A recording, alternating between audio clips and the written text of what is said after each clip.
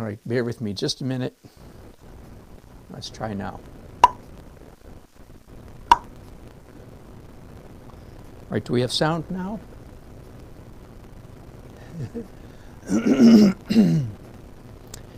YouTube people now, let me know if we have sound. If it looks like we do. All right, I, just for fun, decided to talk about, do we have sound yet? Let me leave a comment here. Bingo, okay, thank you. All right, so here's Nancy. And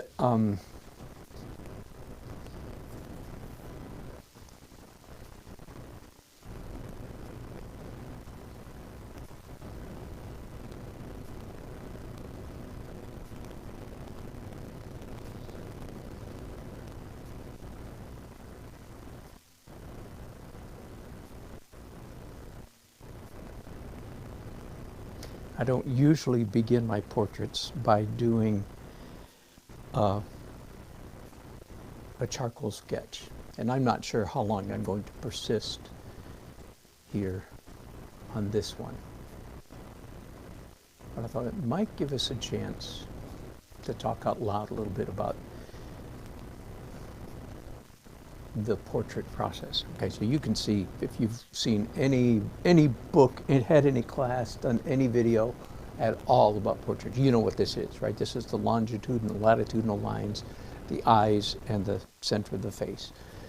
Now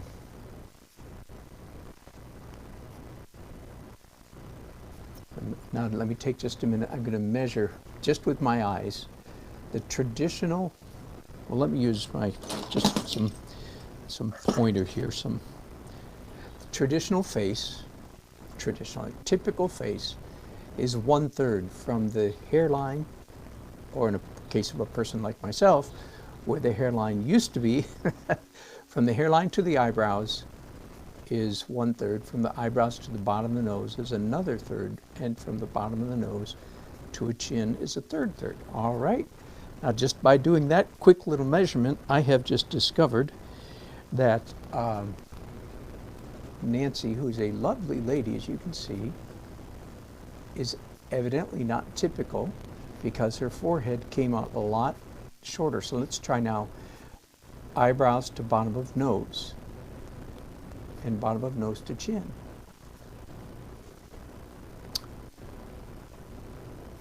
So here's what I'm finding out. Now I'm a tiny bit suspicious of this photo.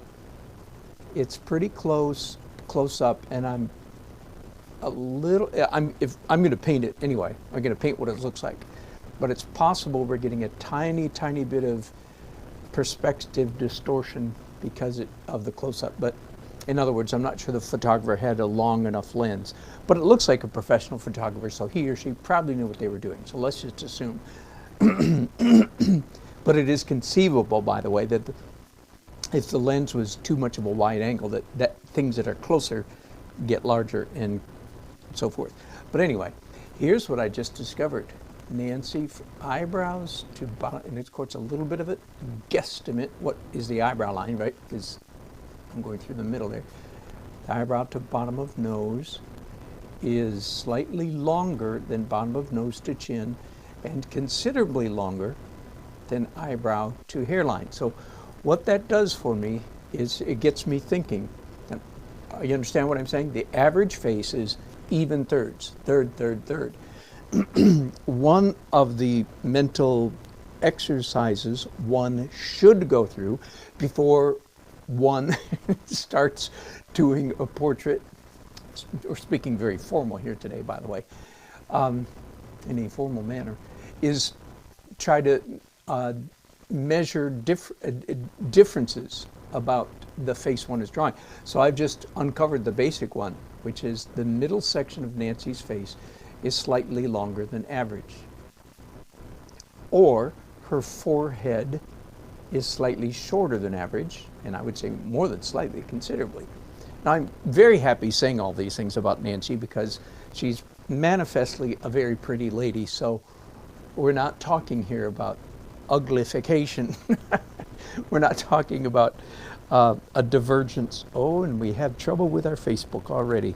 Okay, you Facebook people, hello Debbie and Terry and Meg. If you get irritated by the bad stream and you want to actually watch this, then just zip on over to YouTube and do YouTube.com/Dan Nelson, and you can find me there, okay?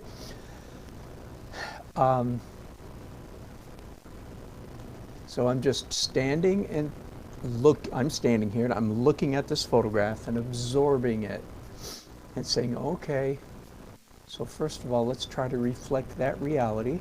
Longer in the middle, shorter at the top. While I'm at it, while I am in the process, let me zoom you guys in here as close as we can.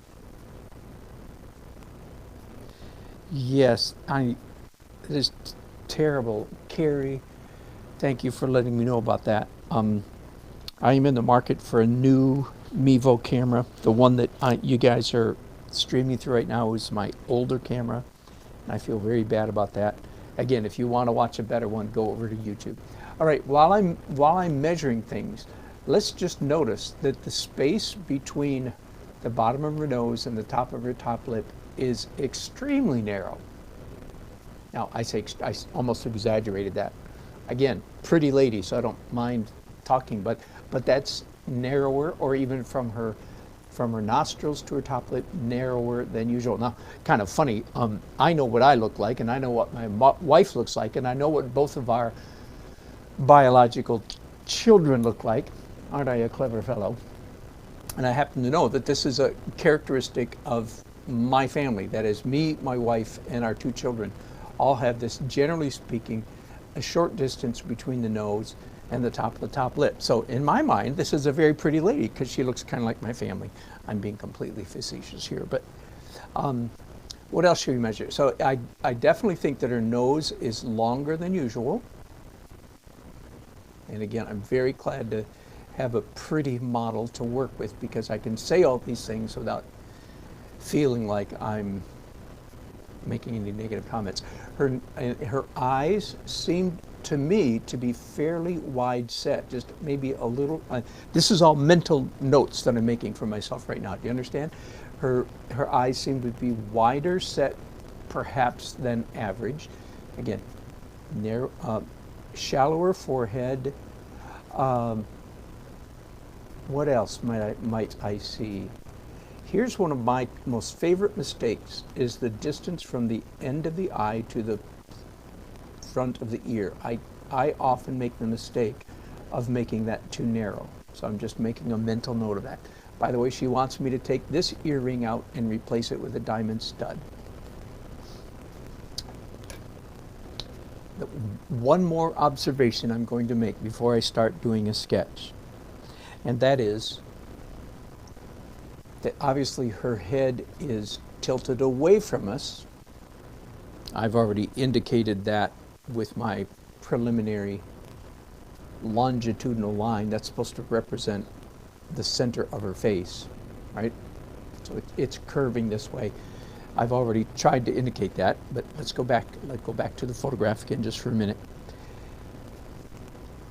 I know that I have a tendency, as most, it turns out, I've learned most artists do, or maybe I should say most beginner portrait painters like myself, have the tendency to frontalize.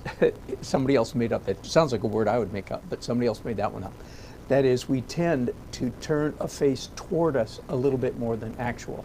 So again, I'm sort of pounding this in my head. So, okay, you know, be careful, Nelson. Don't frontalize her face. And let's look, one final thing, is her head tilted back or down? Well, here's the telltale, if you will, the telltale indicator of that.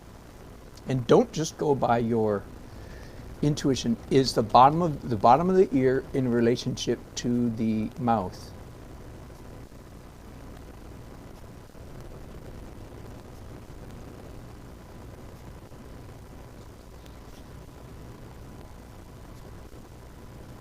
And her ear is a tiny bit higher tiny bit.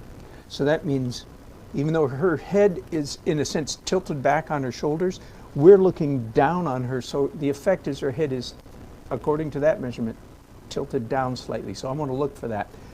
Let's look at her eyes. Right through the center of the pupil. That's very important. And compared to her mouth.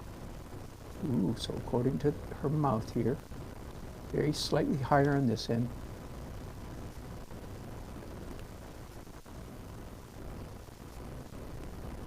All right, enough of that. Now let's start drawing. One of the things I thought I might point out, again, maybe I can be of help to some emerging. Are you getting static?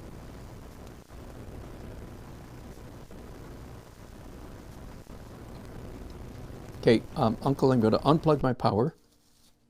You tell me if it gets better now. Okay? Thanks for letting me know.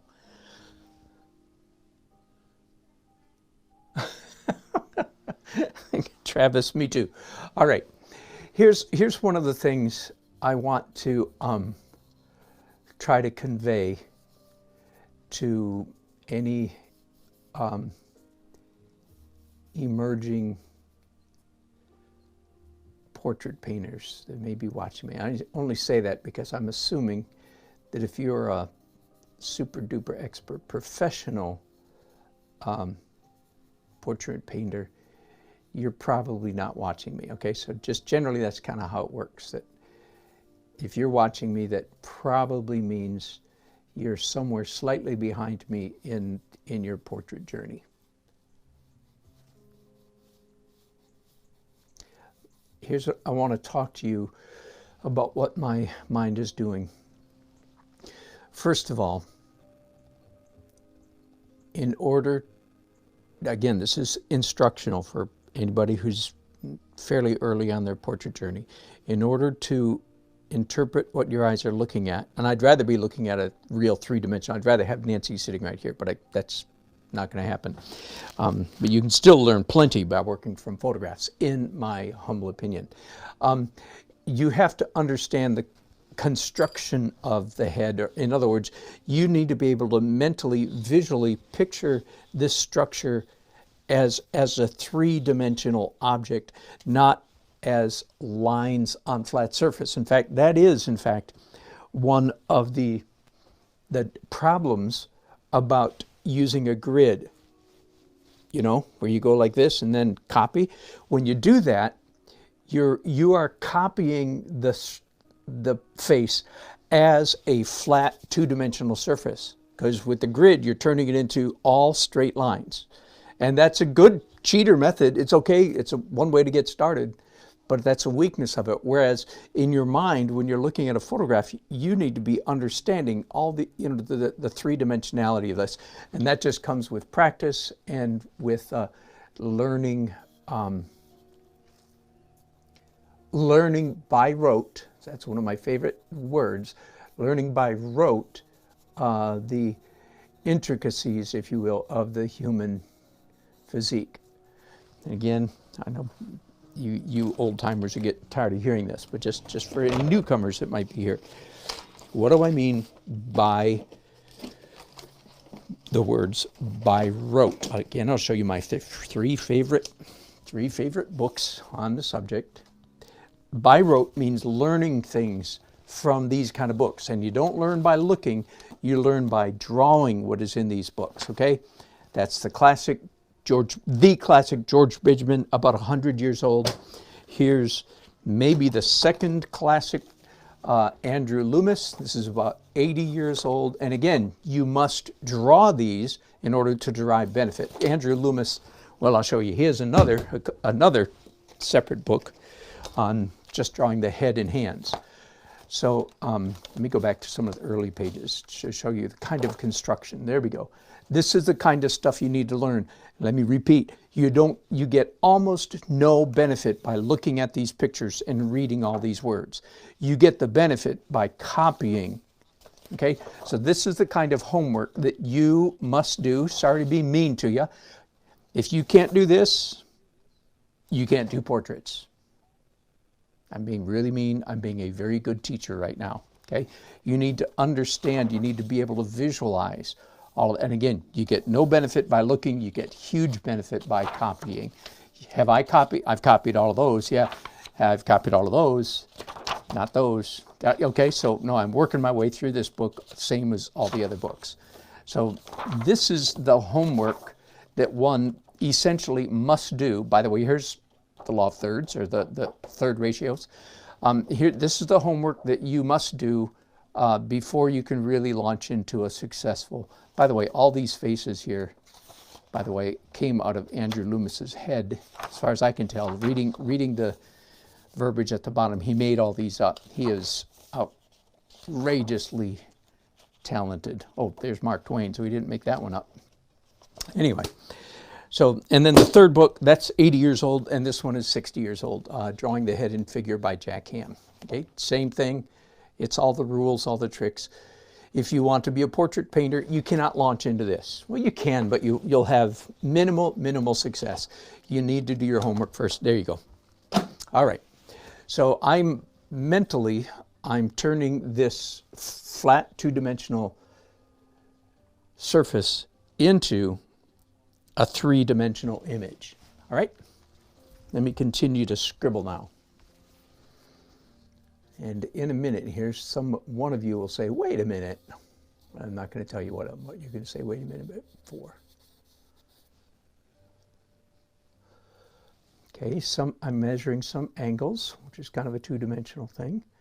But I'm seeing this cheek. I'm understanding that it's going away from us. I understand, the whole face is rounded.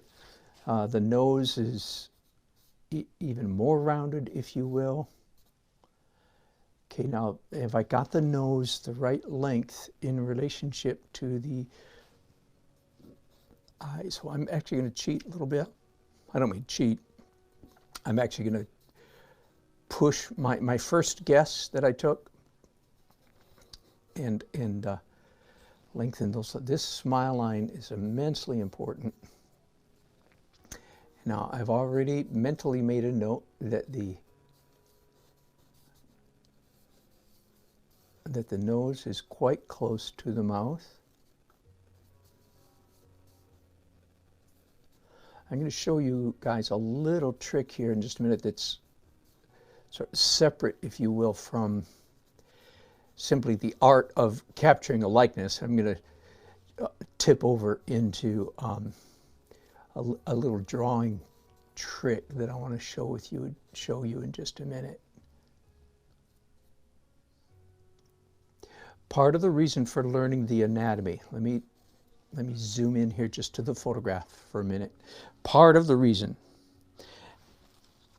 is that if you've done your homework, and I've done quite a bit, not as much as I want to do, but if you've done your homework, then your eye will pick up on things that otherwise your eye may not pick up on. For instance, there are two curves here. One goes here, and then there's a little indentation right here, and a second curve comes right here. So we understand this is flesh stretched over the cheekbone, if you will, and this is a band of muscles. There's a name for those muscles. I don't know what they are. I have all kinds of books that show you, these muscles, but that's a separate curve, and then a third curve down here.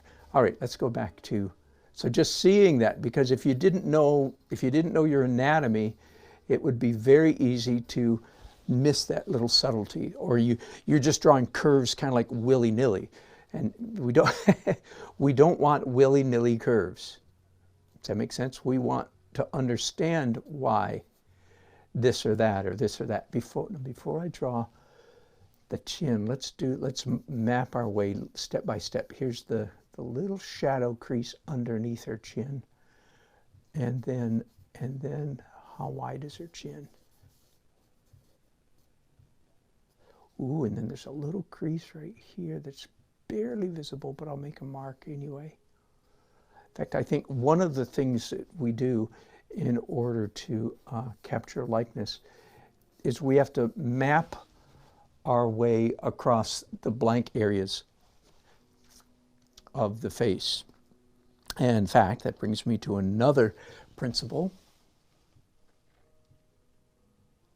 Okay, Eric, thank you. It got better. Thank you, thank you, guys. Another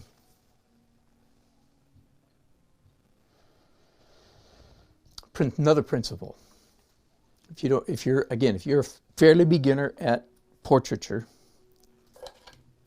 and everything I'm saying here applies to still lifes and landscapes, of course, but those things are more forgiving. The face is the least forgiving thing that you could possibly draw. That's why we focus on it so much. All right. If you've never heard this before, listen up. What am I going to say? You don't know if you've heard it. Okay. Copying the eye, copying a nose, copying or accurately drawing, copying, rendering a mouth and an ear, all of those are pretty easy. Let me say that again. Drawing an eye, this eye, easy. This eye, easy. Bottom of nose, easy. Mouth, easy. That's the easy part of portraiture. Let me tell you what the hard part is. The hard part is getting that easily drawn eye, nose, and mouth in proper relationship to each other. Getting the right distance apart. That's what's hard. Now, there are a number of tricks, a number of things that we can do to help ourselves across that considerable challenge. Let me begin to describe that by saying, here it is. Drawing little things is easy. Accurately copying little things is easy. It's copying big, spacious things that is hard, okay? These features are easy because they're fairly small. Getting them in right relationship, distance to each other is hard because there's blank spaces. So one of the things that we can do to help ourselves is break down these blank spaces. For instance, cheek, that's a big, broad area. See, compare the size of her cheek to the size of eye, bottom of nose and mouth. Much larger. Same thing, forehead, much larger, all right? So one of the things we can do is try to subdivide this cheek into several different pieces. So we use the lighting, we use subtle things, like I mentioned down here, there's a real, I don't know if you guys can even see it, there's a real subtle crease right there that I've indicated just with a little line right here. It's really just a mapping line. It's not really, it would be quite erroneous for it to be that pronounced in the final portrait. So let's keep going up here. Ooh, ooh, ooh, hang on. I've got this line too low. Whew. Glad I caught that. So I'm going to raise that up a little bit. And then let's start, no, let me do the shadow on her, the bridge of her nose. See, I'm subdividing large shapes, which in the top of her nose, you'll notice I said the bottom of her nose is easy. At the top, not so much, because getting that distance the right length is a bit of a trick.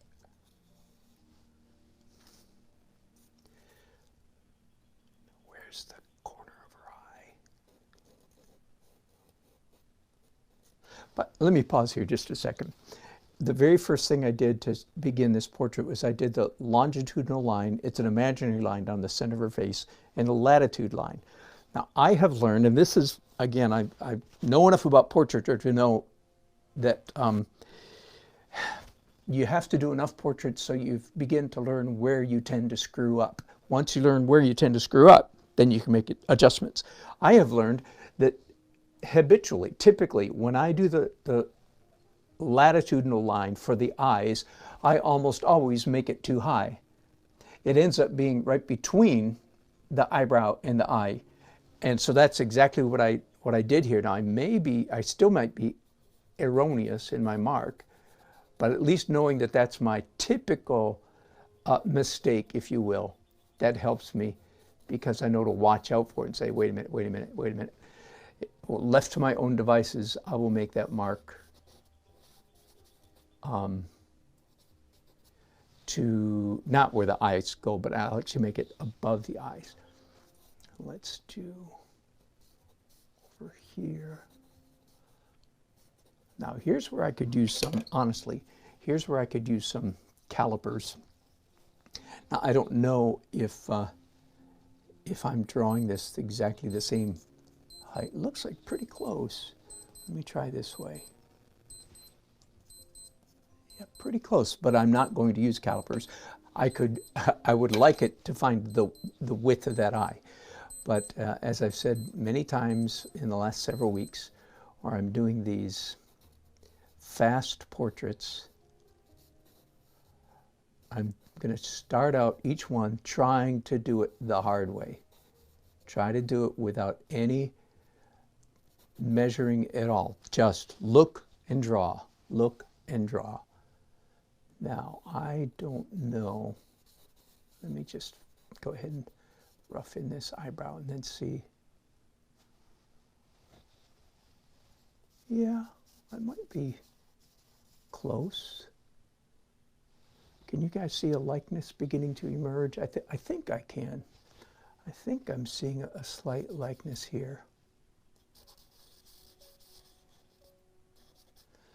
Okay, and I already made the note to myself that she has a fairly shallow forehead. So I'm going to guess that it goes right about there. I've got some bad reflection happening on my picture right here.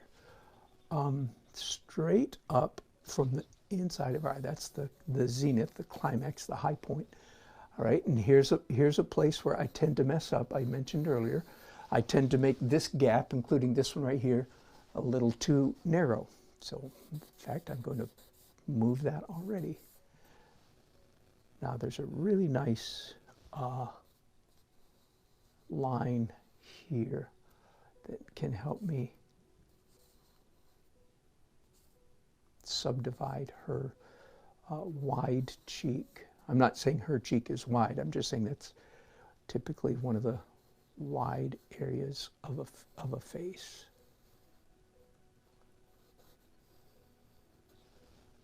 Okay, let's do, where does her chin come out? Okay, and then I've got a necklace, which really does help it gives me a very specific measuring point. I've got the crease there because of the angle of her shoulder and her neck. I've got a crease right there. It's very distinctive. All right, I already did this one time and noted that the ear is about there.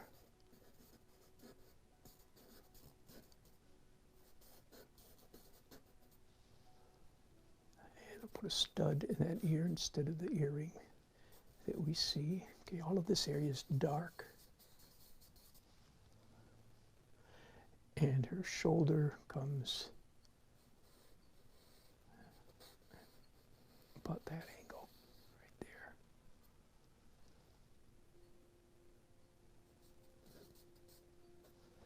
Okay, and then we have a bare hint of a clavicle right there.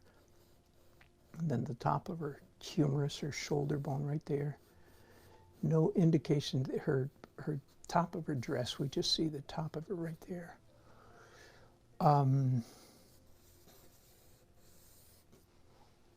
Okay, I don't know how many of you noticed, by the way.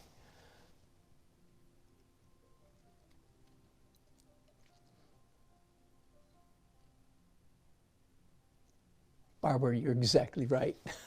Drawing the first eye is easy. It's the second one. That's a good way to put it. I'm going to quote you, my dear. That's exactly correct.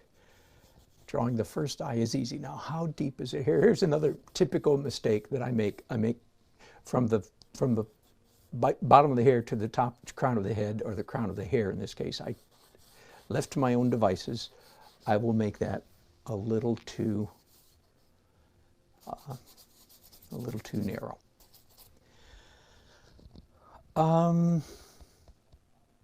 All right, so one of the, nobody's said anything about it yet, but other than that line right there and that shading right there, I've done this entire thing with my left hand. Now, I'm not just showing off. Okay, I'm showing off a little bit, but I'm not just showing off. I'm doing several things. One is I'm forcing myself. This is what it has been like for me for the last 12 or 13 years. to make myself ambidextrous, I've been, in a way, no, not in a way, I have been distinctly uncomfortable almost the whole time that I've been drawing this portrait, because I've been doing with my left hand. And that distinct, oh, I know what's wrong here. Again, not her teeth stop too short here. Now I'm doing, redrawing her teeth. Let's look at the, yeah, nicely shaped bottom of lip, nice full lips.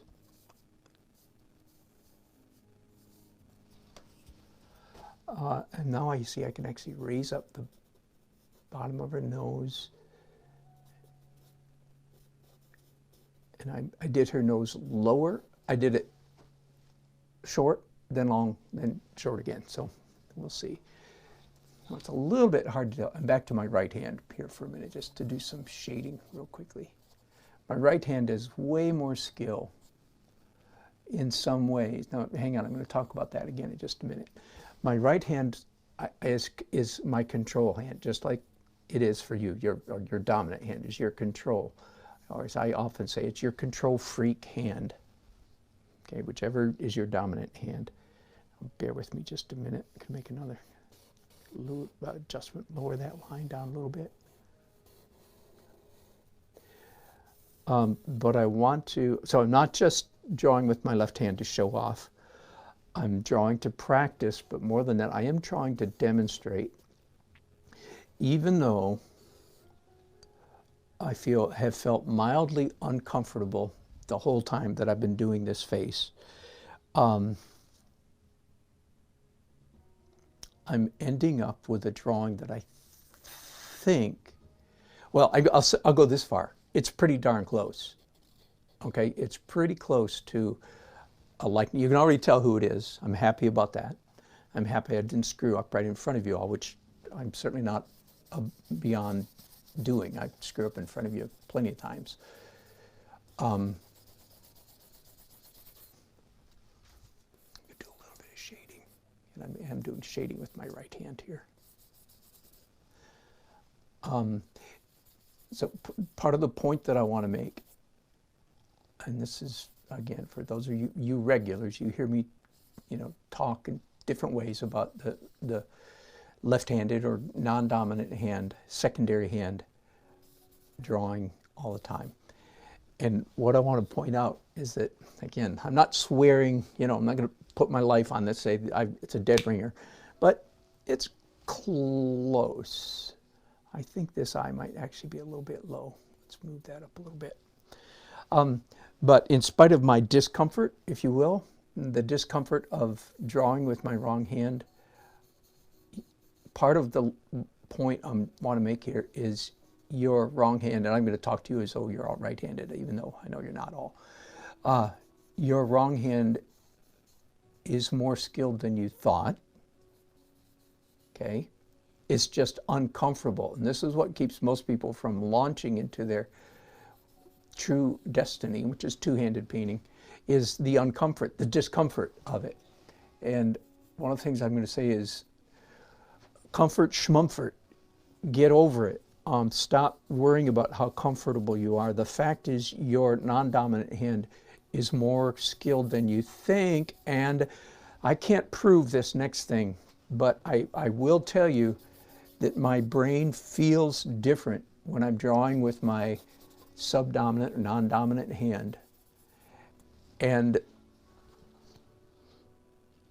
I'm not surprised that I achieved what seems to be a fairly reasonable likeness with my left hand. It's as if there's an additional barrier or something between myself and the surface when I draw with my wrong hand. And the energy that it requires to get through or over that barrier, it's like it increases the objectivity with which I can see what I'm drawing. That's the best way to put it. It seems as though, even though it feels awkward, it increases the objectivity with which I'm seeing the drawing I'm drawing. All right, be that as it may.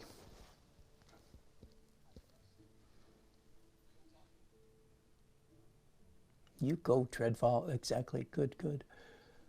Oh, good. Some of yours. Barbara's giving me for size of eyes, forehead may need to move up. Dan, is it? Oh, no, this is just a piece of paper here. You're saying that perhaps the eyes need to move up. It's very possible.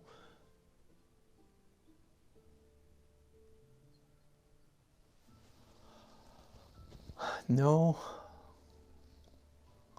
I don't think. I'm going to leave it.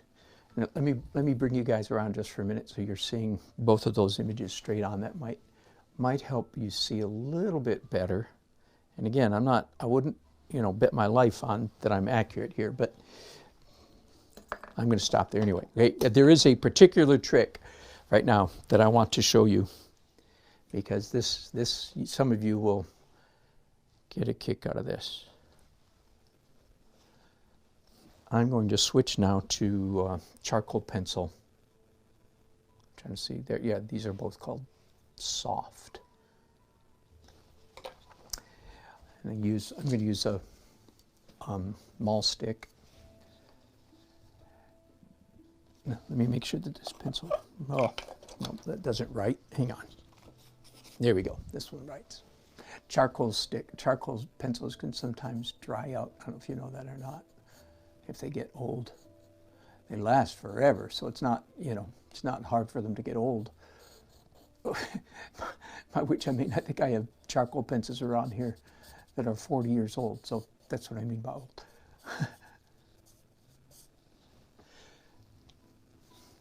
So what I'm drawing with, so I'm thoroughly into the control freak part of my brain now, right? See this grip? This is the control freak. This is the classic control freak grip.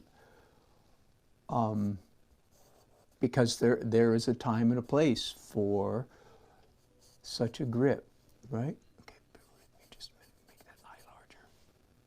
I want to show you a really convenient trick that you may not know. So I started the drawing, as I'm hoping you noticed, I started the drawing with fine charcoal. I'm whispering because my brain is trying hard to see.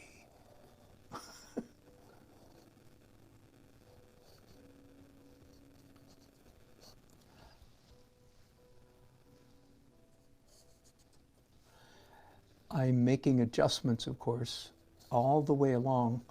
I'm not trusting my marks. I'm judging my marks. I'm going, yeah, I think that one's right. No, I'm not sure about that one. No, I'm going to move that one that way. No, I think that one's pretty good. Oh, that one's dead on. No, I'm going to move that one a little bit. Okay, that's what's going on inside my head. It's an editing function, if you will. Just want you to understand that I'm not simply tracing the lines that are already there. I'm making judgments about every line that's already there. Ooh, that's not right. Okay, wait a minute. Let me come down to her mouth now.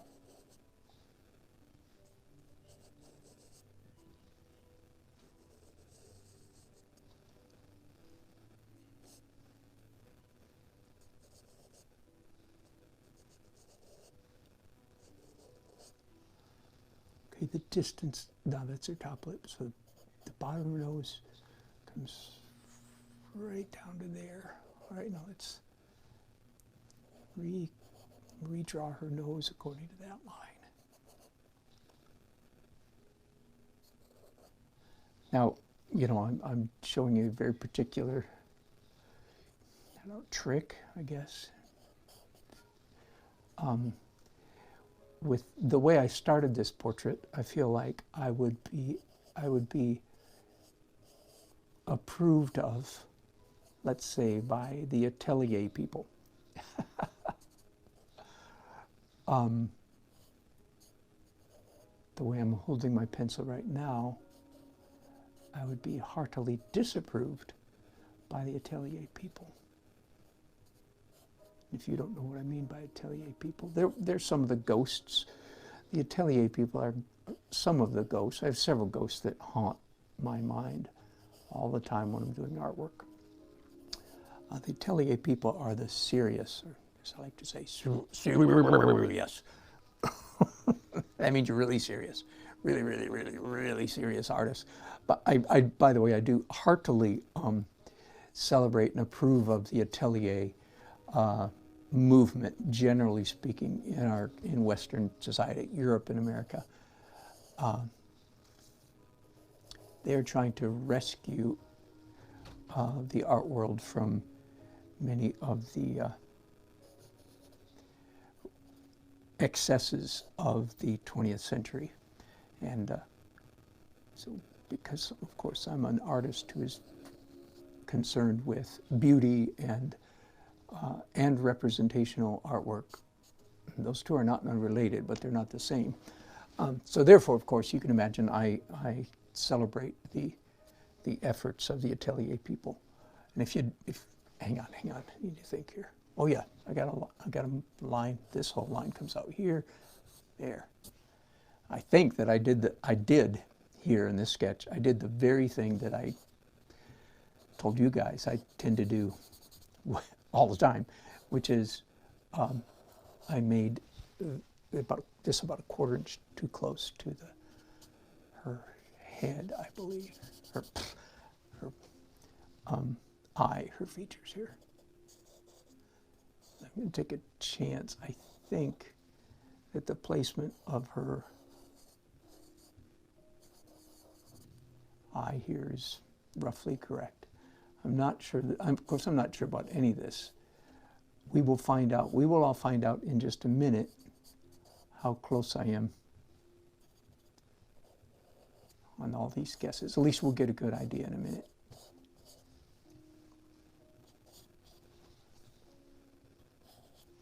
I'm including some of my little subdivisions, that is, the marks that help me subdivide the large shapes of her face, the cheeks, the highlights on her cheeks and her forehead and so forth. I'm using some of those marks. I'm creating marks to do that. All right, back to a more reasonable, not the death control grip, because I'm doing large shapes and I feel a little bit more comfortable.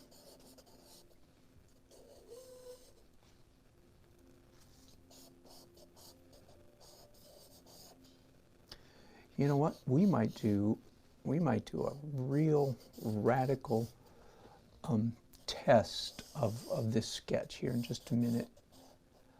It would require taking a little break from you, but I would find out immediately where my mistakes are.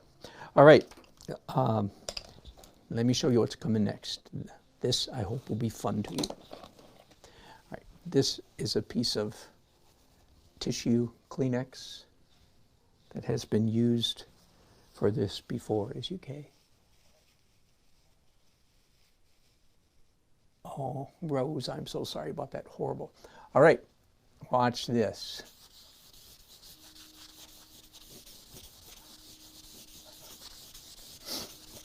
Whoa, didn't see that coming, did you?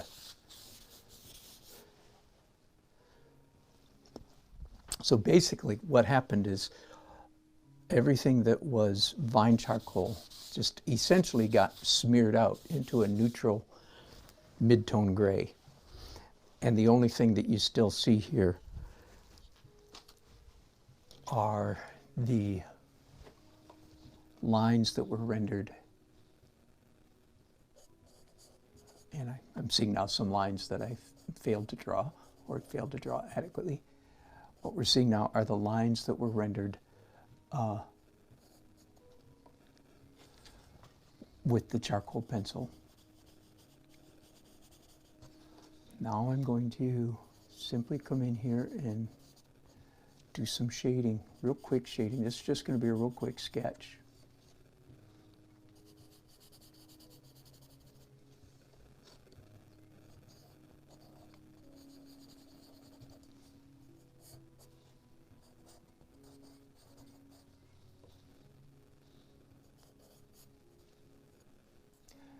the photograph that Nancy sent me, we had some dialogue about this. I asked her if she could send me a higher resolution, and she did not find a way to do that. So I'm having to work with a very, very fuzzy photograph, which basically means I can't really, I could start taking wild guesses about the things I can't see, but I'd rather not do that. So it's likely that my painting of Nancy will in fact remain fairly abstract. Fairly fuzzy. I don't mean abstract. Will remain fuzzy because the photograph is fuzzy, and that's all right. A fuzzy portrait is not a terrible thing, as long as I can give the impression of a.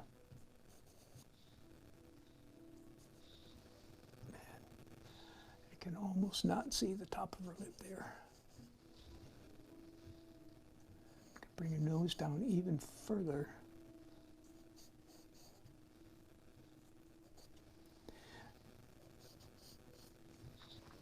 Let me tell you, just a minute ago I made reference to, I could do a radical test on my sketch right here. I have yet to decide whether I'm going to do that. I'm just considering it. And that would be to, it would be embarrassing because I would see all of my mistakes would come out glaringly. But let me tell you what I would do. I would measure this, and then in Photoshop come up with a photograph that's exactly this size, and then either in Photoshop, anyway, I would trace it with black line, either in Photoshop or print off a physical copy and trace it onto transparency. Anyway, when I was done, whatever trick that I decide to use, after doing the trick, I would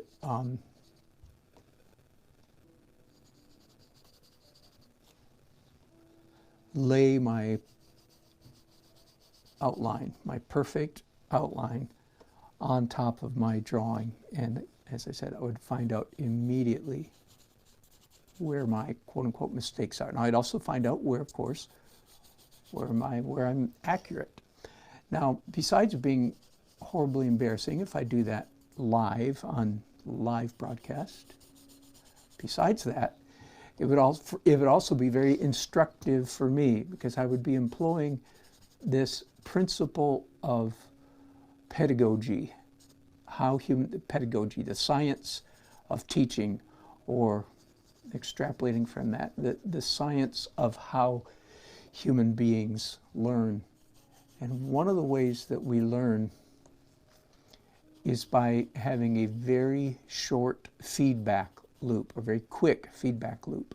In other words, if I can find out here in just, let's say, in the next 30 minutes, if I can find out exactly where I'm right and where I'm wrong, it will make a big dent in my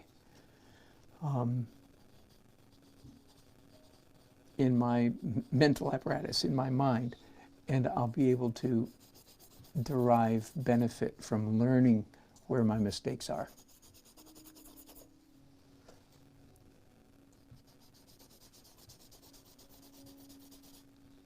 So we'll see. I'm not sure I'm going to do that, but I might. And that is what I'm sort of debating within myself, whether to do that or not. Let me back up here. Do I have a likeness? Yeah. Now I'm going to just start tweaking a little bit. I think her mouth needs to go there, that way a little bit, and needs to come this way just a little bit. So I'm just, again, drawing by eye here.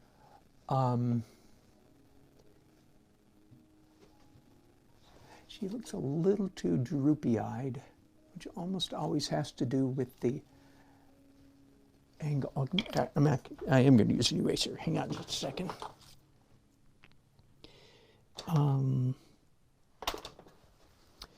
Evidently, I need another eraser pencil. Pencil eraser, eraser pencil.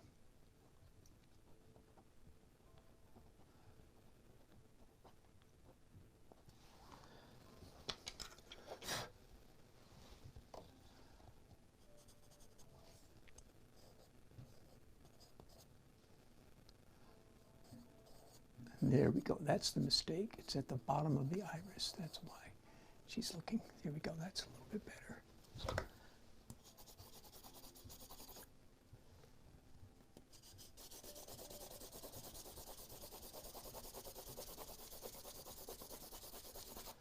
I don't care about all that. That's not the part I'm worried about.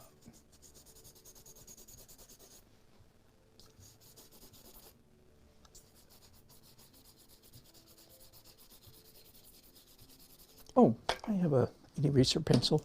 By the way, just for what it's worth, when I'm working, this is my large charcoal kit. I have at least one smaller charcoal kit, maybe two, I'm not sure. I think I have two, actually. But this is the grand mama of them all. And I think, I hope I didn't speak too quickly, there's supposed to be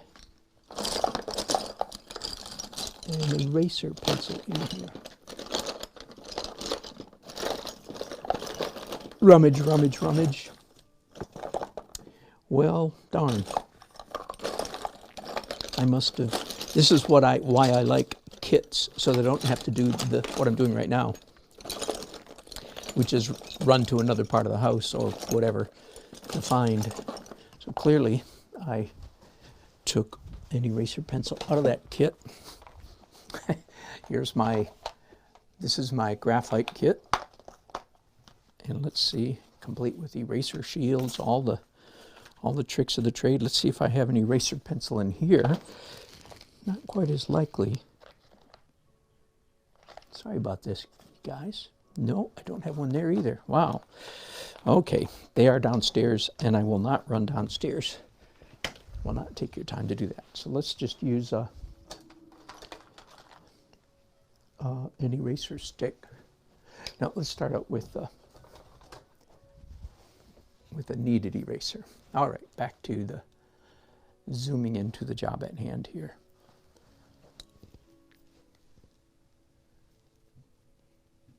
Yes, the paper is just a practice version. That is correct.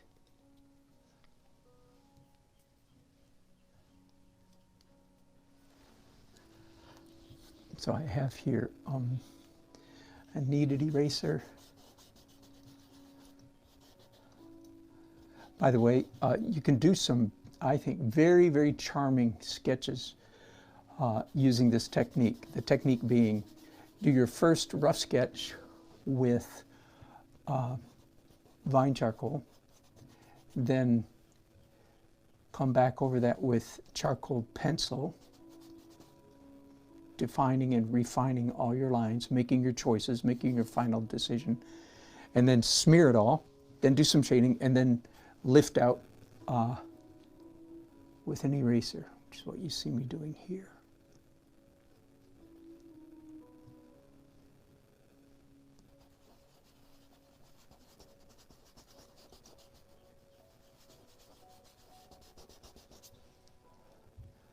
You can achieve, so it's a very, very fast, a very quick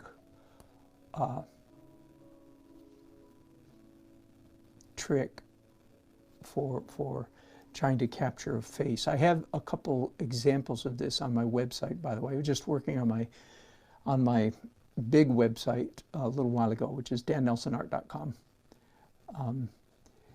And for what it's worth, I just counted up, just for fun. I have 835 pieces of art on my website.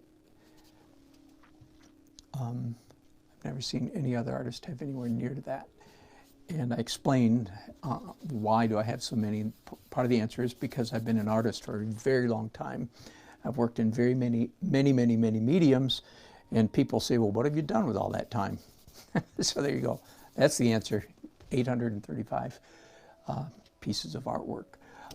But on my portrait page, about 2/3 of the way down, or halfway down on the portrait, in my portrait album.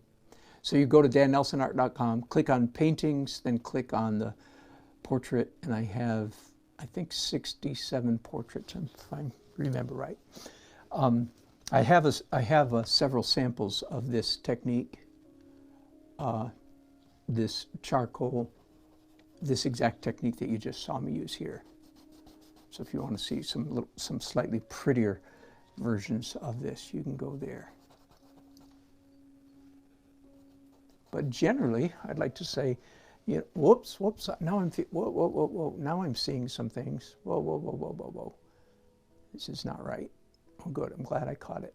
Oh, I'm seeing all kinds of things. All right, the good news, bad news. Now, do I want to fix it? Okay, this eye is too high, and her mouth is crooked, and her mouth needs to be slightly deeper and turn slightly. Whew. I'll tell you what, here's, woo boy. Now, again, that's the benefit of doing, that's what, to me anyway, now, there are people out there who can get it perfect every time. I don't know who they are, where they are, but I believe there is such a thing. I believe there are such animals. But I'm just going to go ahead and, I think I can do those changes fairly quickly using the lines that are already here.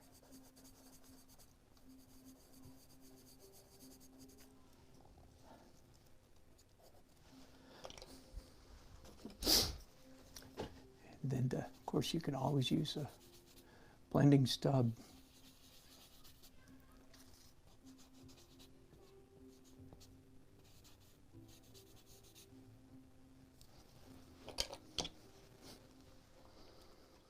Let me show you a few other tools. Charcoal is a bag of tricks.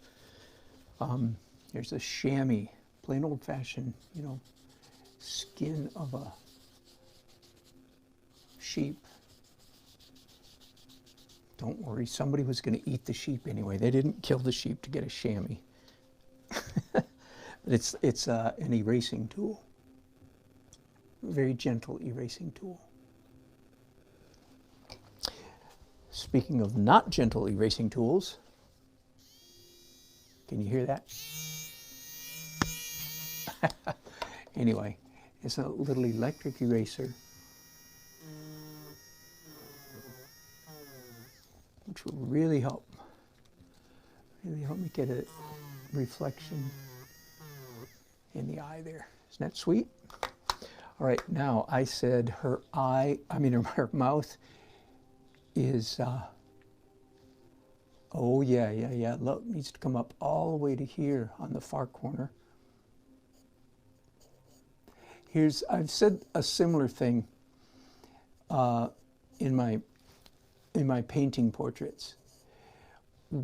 If you have managed to render a feature more or less accurately, if you've managed to get a feature more or less accurate, it really is not as hard as you think to move.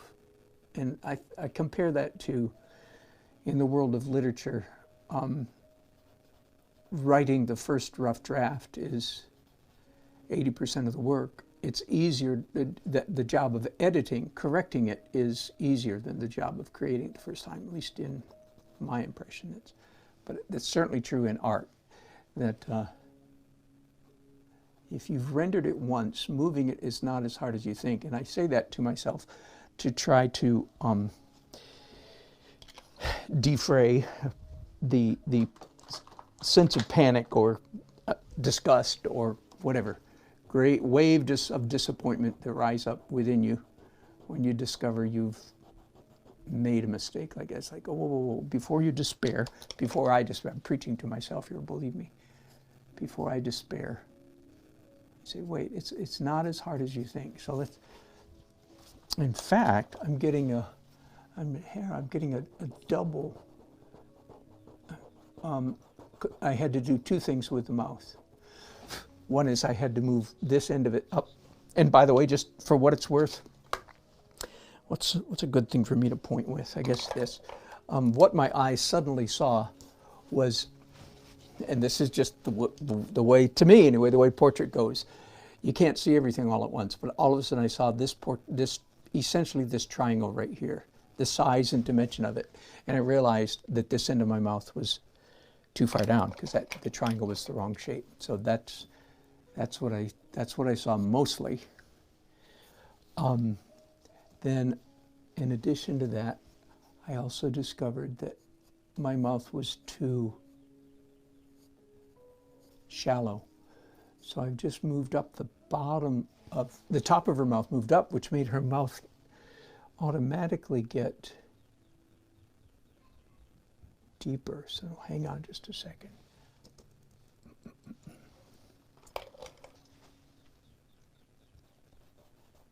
Let's push this smile line up a little bit. And see if, speaking of triangles, let's see if this triangle is accurate now.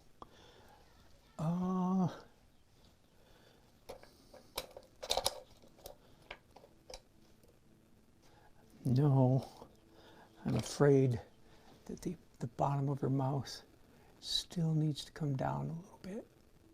So that means that requires erasing this mark. Now here's, I don't normally do rough sketches of my portraits before I begin painting them, right? Now wouldn't it be fun, I'm saying to myself, wouldn't it be fun if I find that after having drawn her face one time, that I'm able to reproduce the act, that I'm able to draw it better the second time. That would be fun, wouldn't it? That would be a happy little discovery. Now, I don't know if I want to use an electric eraser here for the highlighter of it. Yeah, I guess I do. It's likewise for her teeth. I know you guys can't see what I'm doing right now. Bear with me just a minute.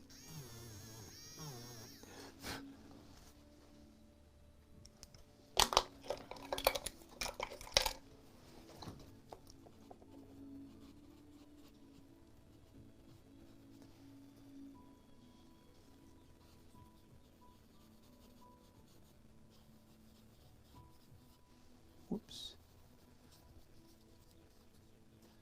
Got a little bit more darkness out of that blending stub than I really wanted.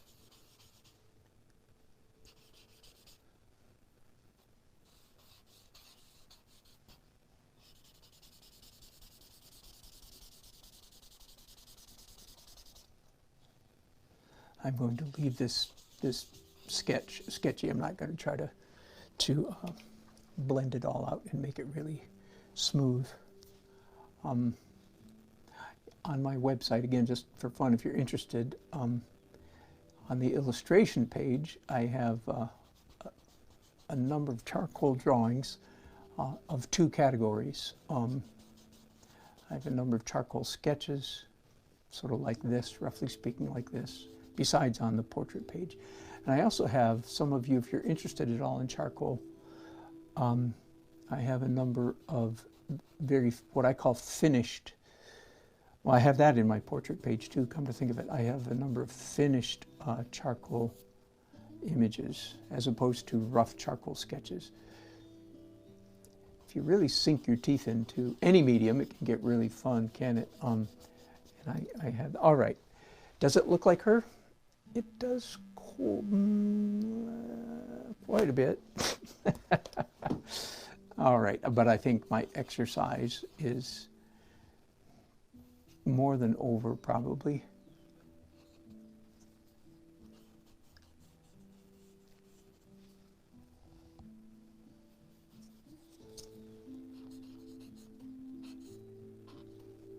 Now I'm going to ask myself, do I want to do that dreadful exercise, test that I just mentioned a little while ago about finding out where my mistakes are?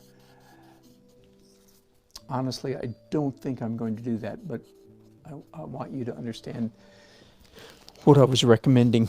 It entails, in Photoshop, sizing a print that's exactly this size And then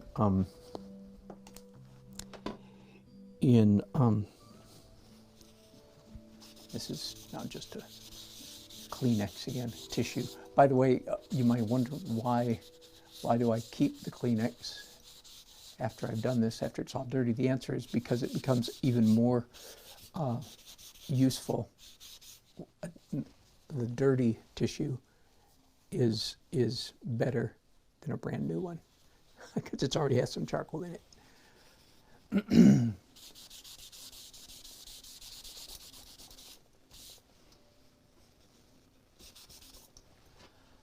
All right. Every time I step back, I go, oh, wait. That's not quite right. And of course, that's, for me at least, that's what the art of doing a portrait is. It's like doing that over and over and over again. Oh, wait a minute. And sometimes I feel like I nail a perfect likeness very quickly. Most of the time I do not.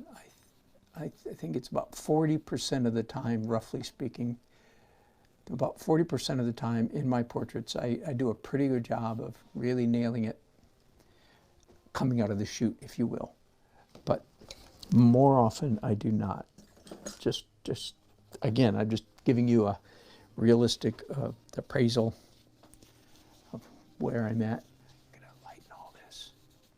I'm using a chamois right now. It's like a very, very gentle eraser. That looks better, doesn't it? Just lightening, giving her a softer face. I kind of over-exaggerated all the shadows a little bit. That actually looks a little better, doesn't it? The next step up, just in case you're wondering, in the hierarchy, this is one kind of eraser. If you want a little more, get a dry eraser bag. It's basically a little piece of fabric pouch with eraser crumbs in it, and that erases more. Up from there, it's a kneaded eraser would be the next. Then an eraser stick, and then finally, this again, I'm kind of giving you in order of intensity. Eraser or a white eraser like this. I would like to get rid of that mark on her forehead, but it doesn't look like I'm going to be able to.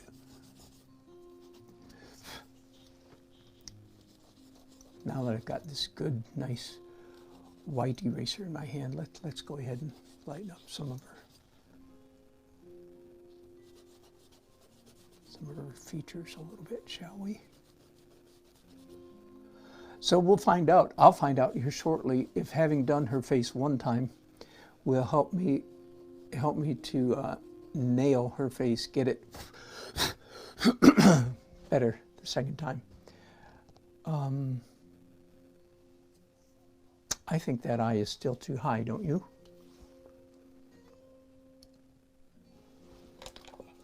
Let's do a little bit of cheating. Very, very mild cheating. Let me find my piece of plexiglass. And again, this is a kind of cheating that is so mild it's almost not cheating. It's simply a 3/8 inch thick piece of plexiglass. The thickness is important so you can grab it by the edges. If it was real thin, it'd be hard to grab. And it's just, I've just scratched into it very, very, very careful and very thin lines.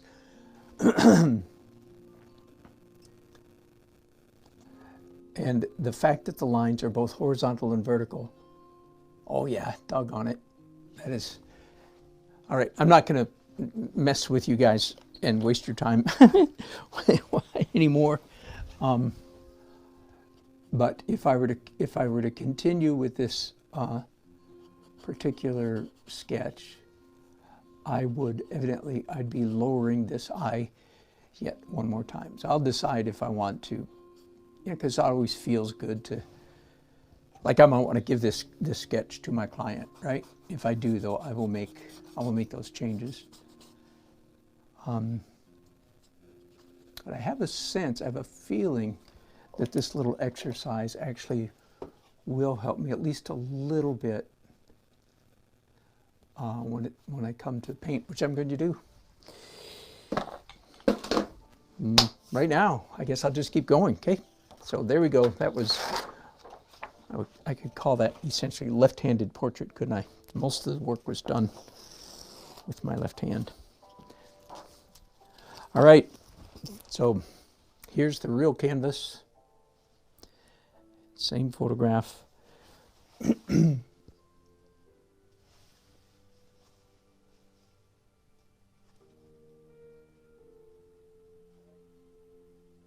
Yep, battery operated. There's all art stores have them now. This one's called Quick Fix, but they used to be expensive. Now they're cheap. That's good.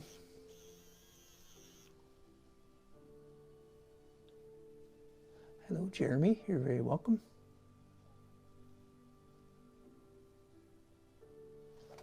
Okay, let me clean up my mess. Dump all the charcoal tools. I'll have to clean that up later, but let me dump all the charcoal back in the charcoal tub. And as I said, I'll clean that up later.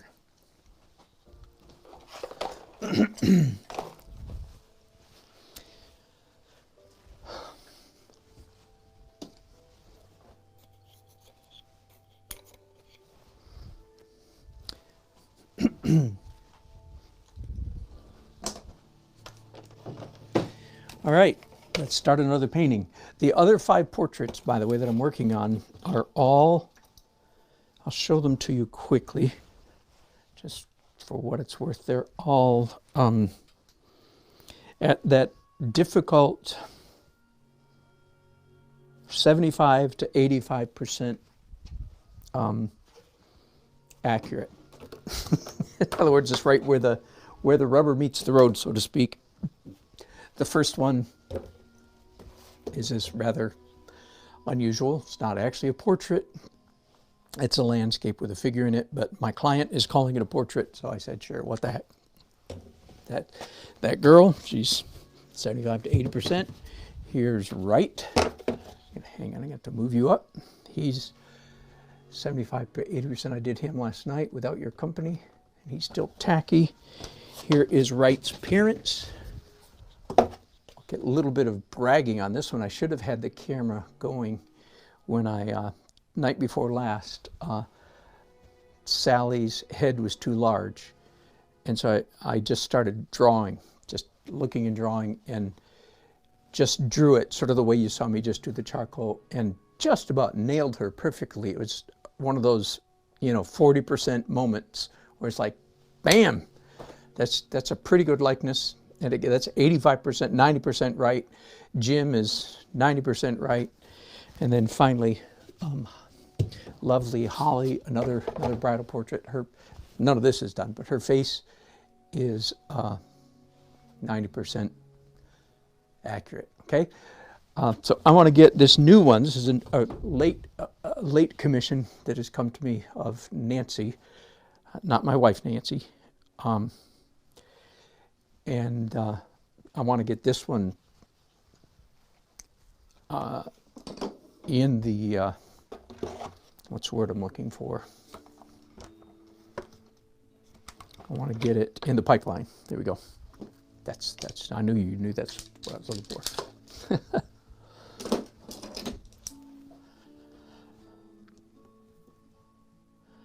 And I'd like to get it up, if I can, without spending too much time.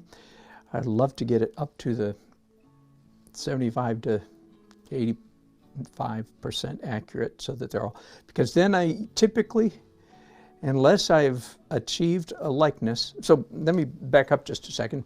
So what am I going to do with those other 5 portraits? What's next? Well, what's next is I'm going to eyeball all of them. No cheating. I'm just going to give each of them another pass, another going over, another session, just looking. At the end of that, some of them I will work, and so far, well, on Wright I did some cheating. That's because partly I wanted to show you some cheating techniques. On none of the others, I don't think I've done any cheating. And actually, Wright's face still bothers me probably more than any of the others. Right? I don't know if you're watching or not, but don't worry, guy, I'll get you. I will stick with it till it's right. Anyway, after doing my next pass, at least a couple of those, 2 or 3 of those will be, bam, good enough. All I have to do is finish. The others, I'll have to start employing varying degrees of cheating. And I'll do mild cheats, first of all, things like proportional dividers, proportioner tools. This is the proportional dividers. I'll do mild cheats initially, again, like this, a portable grid. And then I'll graduate little by little by little by little to more extreme cheats until I have a perfect likeness. All right, let's start over here. Drawing Sweet Nancy.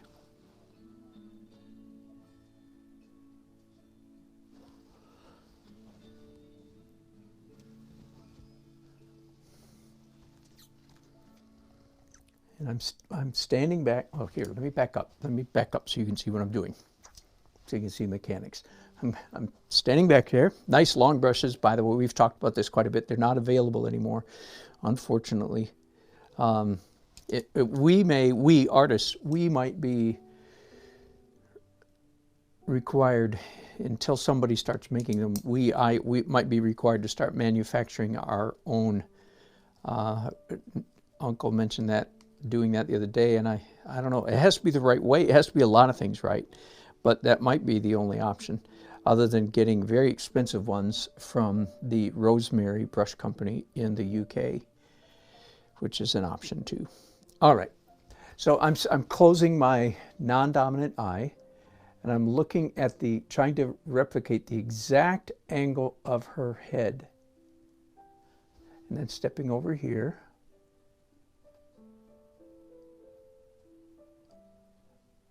And this is not a straight line, this is a curved line, because the curve also represents the longitudinal line down the center of her face. If she were looking straight toward us, that would be a straight line, but she's not, she's turned away.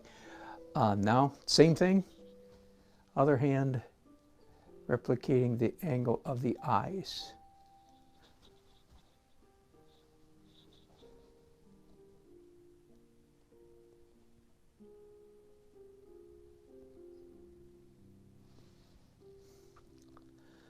Okay, now I'm going to do approximate height of her eyelashes. I mean, her eyebrows, not her eyelashes. And if you remember, we discovered earlier that her nose is long. The nose, the center part of her face is long. And her mouth is quite close to her nose.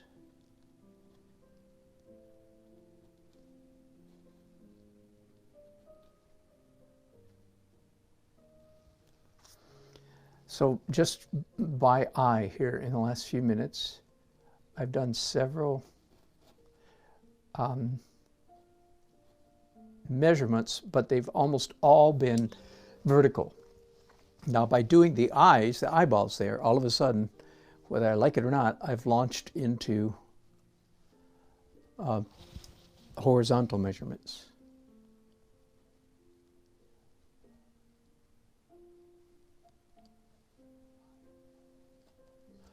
I'm going to do the bridge, not the bridge, the far side of her nose right now.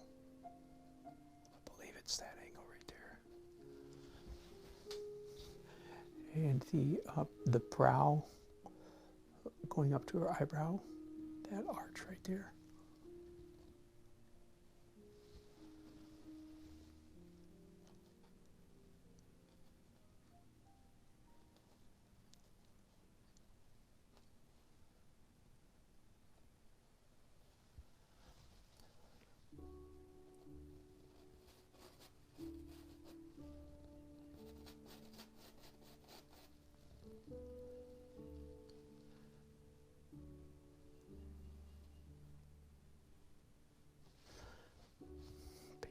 Essentially the angle of her cheek.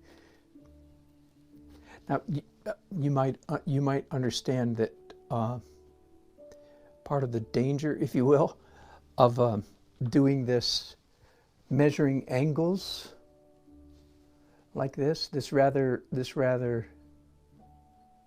someone might say, well, that's cheating too. Well, okay, at some point, if you can, okay, here's since you bring it up, the line of demarcation between what is cheating and what is not is, technically speaking, is what can you do with a live model. So you can do all of this with a live model.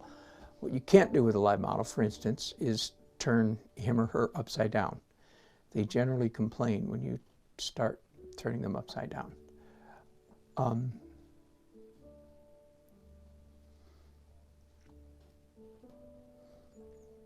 So that would be considered a cheat. You cannot put you can't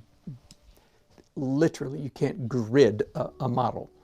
You can hold this, by the way, which is part of the reason I invented it, in front of a live model. I'm closing one eye, imagining there's a woman sitting over there. So that's a very mild cheat. If it's a cheat at all, it's very, very, very mild. So there are degrees of cheating, okay? Like the high end, if I need to, I will employ the very utmost technique in cheating if I need to. Tracing, gridding, projecting, using my computer, printing it out on plastic. That didn't work very well. I tried that. But you can print it out on a piece of paper and then trace with a Sharpie marker, trace all the lines. Anyway, so, and that I did that a couple weeks ago or last week. It's all running together now. I did that with the little boys that I was drawing. Okay. Again, I'm sorry I've given this speech 100 times, but there might be somebody watching for the first time. And if it is, you are saying, chances are very good, you're saying to me, oh, with just that tone too, my dad, you're saying, oh, it's not cheating.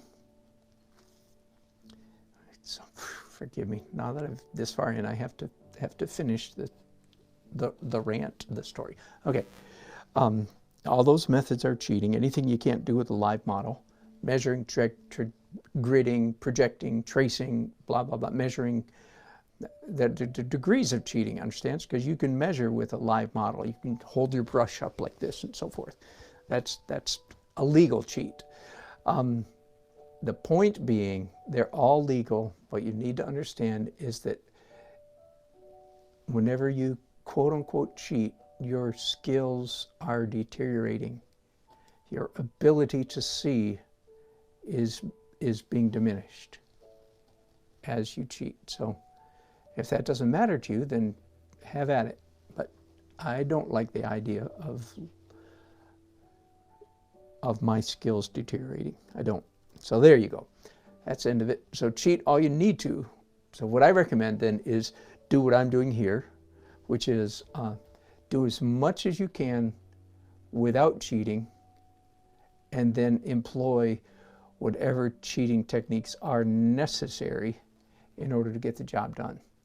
And just one more caveat, one more comment, because any of you, if you have, quote unquote, used any of those cheats, as I have, then you've discovered that just because you employ one of those technical cheating trick methods, it doesn't get you all the way to home base. You still have to do a fair amount of real drawing, if you'll let me call it that.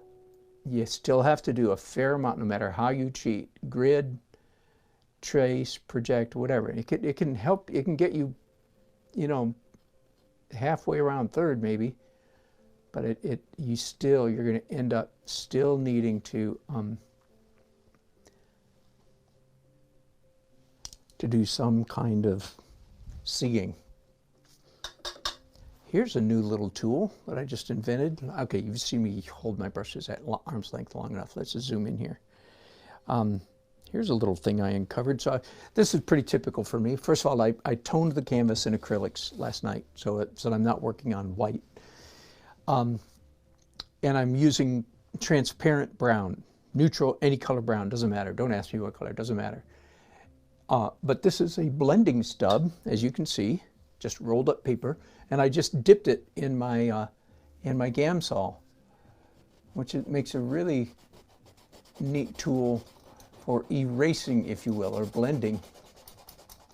Again, it's dipped in Gamsol, so saturated in Gamsol. Does that make sense? So that's kind of a, it's just a little more stiff than a brush could do the same thing, of course, a stiff brush, stiff bristle brush. But this is just a little stiffer, so it's a little bit more of a radical mark maker, a little bit more radical tool than a brush would be. Does it make sense? So I was kind of happy when I discovered that week before last. Oh, I know what I got this out for originally.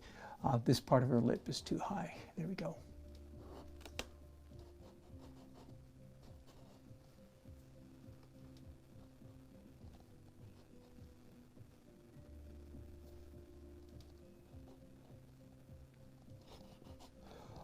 Another technique that I typically employ in my portraits, let me see, which one of these can I show you? I guess this one.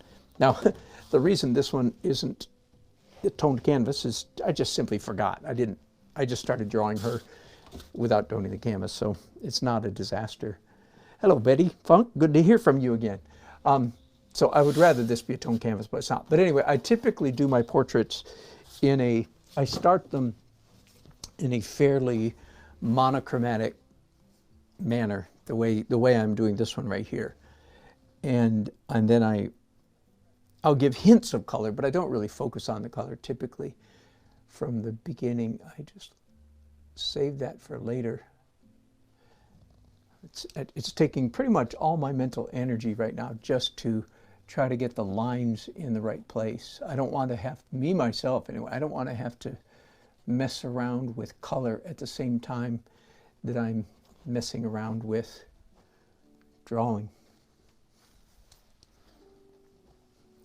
All right, so for those of you who just joined us, let me tell you a little bit what I've been doing. I spent, I don't know, 40 minutes, I guess, doing a real quick charcoal sketch of Nancy, is this lady's name. It's not perfect. In fact, this eye needs to come down quite a bit. But I walked and talked my way through that. One of the questions that I had for my own self, one of my internal questions I had was, I wonder if doing a charcoal sketch first is going to help me when I start painting the portrait. And I will say, honestly, yes, it has, because there were some mistakes that I made the first time around, like this triangle right here, that I was very focused on here the second time around. So it's kind of interesting, isn't it? I don't normally do a charcoal sketch. I was doing that mostly for teaching purposes. But in fact, it actually did help me a little bit. Now this great big dark mark up here is part of my original mapping line. It's not part of her anatomy at all. So I need to lighten that because it's completely wrong. That was just part of it. So I'm erasing my mapping lines. Those are the marks. I basically did two of them. A longitudinal line down the middle of her face and a latitude across where her eyes go. And that technique, if you will, that trick of doing the longitude, that cross, is as traditional as, that is not a Dan Nelsonism, that is old-fashioned art professorism. Almost every video you watch about how to do a portrait, almost everyone will start with that. Almost every book that you pick up that talks about how to draw the human face will include that little trick very early in the discussion. I'm doing a little bit more erasing here for a few minutes, getting rid of some of these really heavy lines, which will certainly keep me from seeing a likeness. If one does begin to appear, I'll have a hard time seeing it because of some of those extraneous marks that were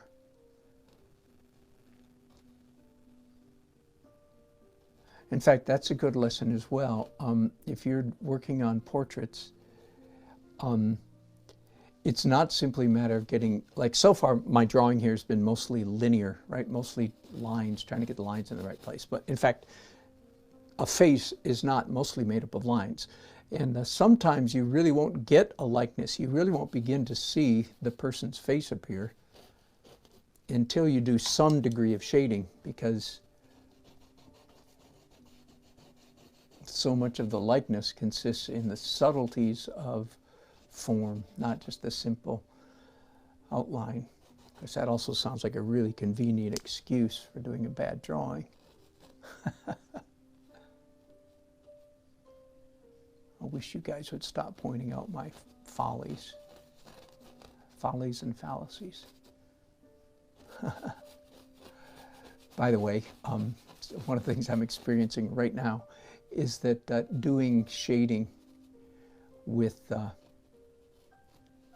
transparent oil paint is so much easier than it was with the charcoal just a few minutes ago. Oh my goodness, this is so much easier. And I'll expand that to say those of you, some of you, especially if you happen to be an early journey painter, you're still living perhaps under the delusion that acrylics are easy and oils are hard. And I just gotta tell you, sorry, bless your little heart, you're exactly wrong, exactly reverse. So I am using the easiest medium on the planet right now when I'm using oils, for the very reasons that you see. You can rub them and move them around. With acrylics, of course, you can't do that. Once it's on the canvas and it's dry in 5 minutes, you have no option really but to cover it up with another layer. And some of you are saying, well, you can do slow dry medium. And I'm going to blow a whistle at that point and say, whoa. I've been using acrylics for 50 years. I don't need a lecture about how to use acrylics. I know all about all those tricks. And it is true, but it's still, no, what you need to learn is, and you don't need to use oils, of course, but I'm talking here to, especially to early journey painters, beginners. Please get over that misconception as quickly as possible. You don't have to turn into an oil painter, but do understand that if you're using acrylics, you're doing everything the hard way. I've known a couple in my lifetime, a couple hyper-realistic painters who painted in acrylics, and my hat is off to them big time, because they are in fact doing everything the hard way. And part of it is the people I'm talking about, they had the skill to do it, okay? It requires more skill to do super realism than it does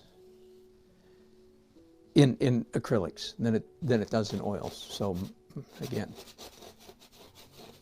most of the people who do that kind of thing, that is hyperrealism in acrylics, it is because they are very OCD personalities. Okay, without the D. They may not be disorder, but they definitely have OC, as I do as well. And I could do hyper-realistic stuff in acrylics because I've got that kind of personality, but most people don't have that kind of personality. And so get away from it and get into oils because they're easier. All right, end of that rant, end of that lecture. I'm just saying it to help some of you with your journey and with your delusion that acrylics are easy. They're not, they're hard.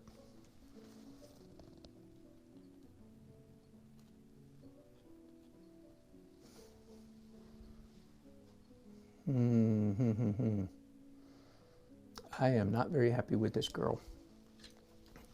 So there we go. Did the charcoal help? Nah, I don't know.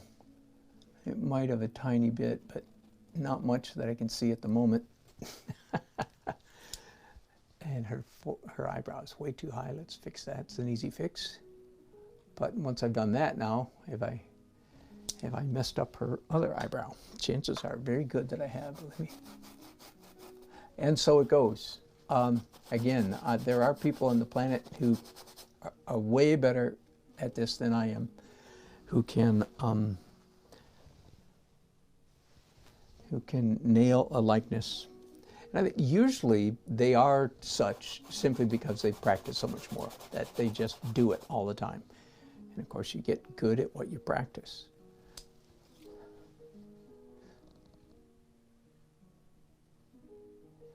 And I think this eye is too far down.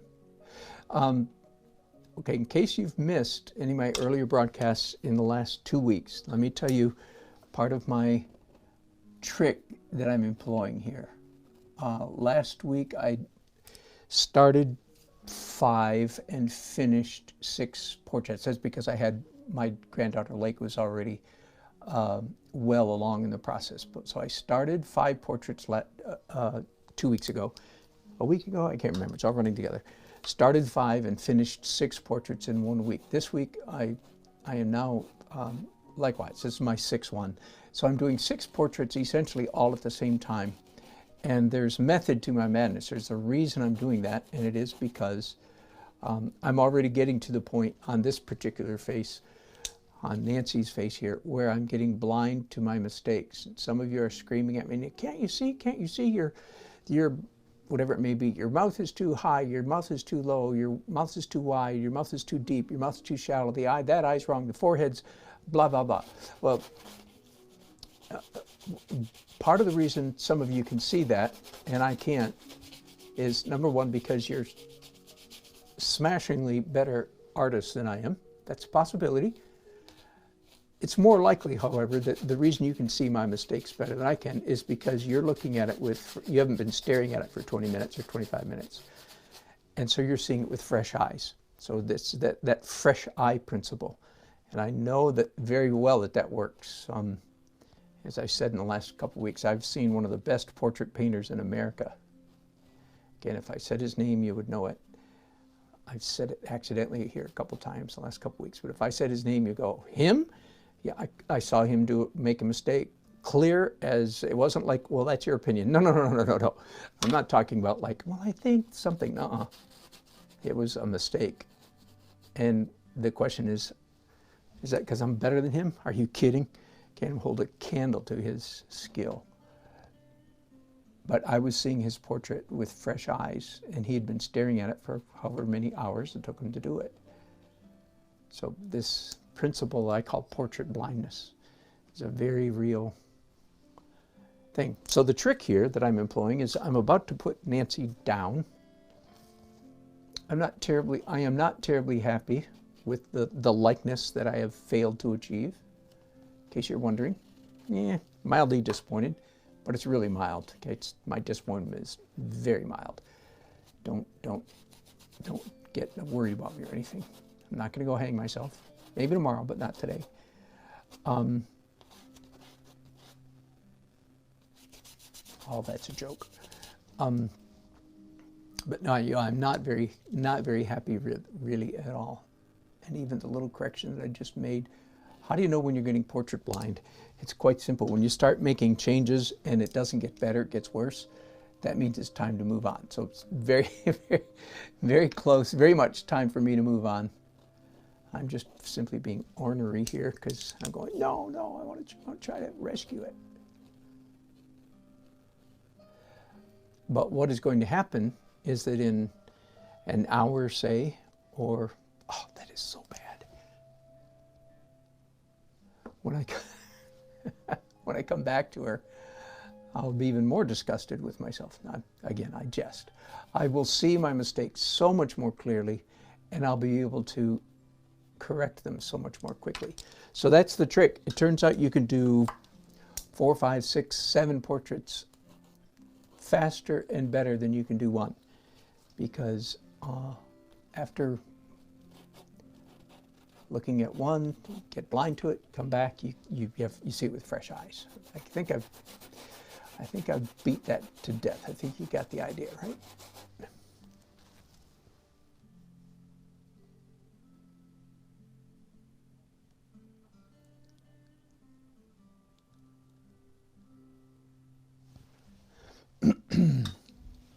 I see a little bit of your conversation, Uncle Light Blue. Her mouth looks way too wide, but I might be wrong about that again, because I am indeed deep into the throes of portrait blindness. All I'm going to do, I think maybe before I leave, is just simply mess up her mouth a little bit more so I'm not so locked in when I come back. Oh no, besides that, I'm going to do some large areas of shading. That might help a little bit too when I come back. And I think maybe this line, oh, it does. Hang on, I just saw a mistake, so bear with me. By the way, I'm going to end this broadcast here in a little while and start a new one, I hope, fairly shortly. Might go grab some lunch or something first. But when I come back, I'll probably be working on my other portraits, one of the other 5, probably. And then I'll come back to this one. I don't know when. It's not my job to decide that right now.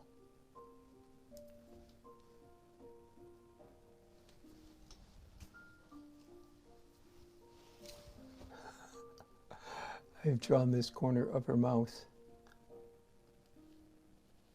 3 or 4 times by now. And I simply need to practice what I preach and put it away. This is me being disobedient to myself. Do you understand? Oh, driving me crazy. All right. I don't usually persist that long. I usually don't get to the point of feeling like I'm going crazy. So there you go. I've done 2 portraits this morning and I'm 0 for 2. That is to say, I didn't nail a perfect likeness on either on her charcoal sketch or on her painting. So there you go. If I do it the 3rd time, the numbers are I should succeed. But that's right. I'm not going to do that. All right, you guys. Thanks for watching. Thanks for chatting. Thanks for leaving comments. Hello, John Myers. Oh, that's terrible. John, you understand if you want to watch it, you can go over to YouTube, right? YouTube, Dan Nelson.